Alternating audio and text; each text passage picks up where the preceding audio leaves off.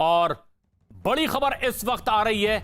पश्चिम बंगाल विधानसभा चुनाव में राजनीतिक दलों की रैलियों पर चुनाव आयोग की सख्ती, और उन्होंने कहा है कि रैलियों पर कुछ पाबंदी अब जरूरी है।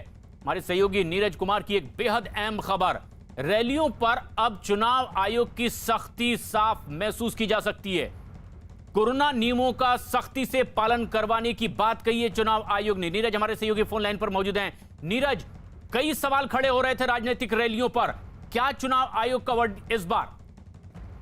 प्रशांत, देखिए, चुनाव आयोग के उच्च सूत्रों से हमारी बातचीत हुई आपसे थोड़ी देर पहले। उनका कहना है कि राजनीतिक दल बढ़िया से बिहेव करे, जो कोरोना गाइडलाइंस है उनका पालन करे, लेकिन टॉप सोर्सेज ने यह भी पता है कि जरूरत महसूस हो रही है कि राजनीतिक रैलियां हो या चुनाव प्रचार हो, उस पर कुछ और भी पाबंदी लगाने की जरूरत महसूस हो रही है। हालांकि चुनाव आयोग ने अब तक कोई फैसला नहीं किया है। बैठक होगी चुनाव आयोग की आने वाले दिनों में या आज ही देर शाम तक हो सकती है। अब तक इसकी कोई सूचना नहीं दी गई है, लेकिन कल एक कोलकाता में बैठक मुख्य चुनाव अधिकारी की तरफ से तमाम राजनीतिक दलों की बुलाई गई है।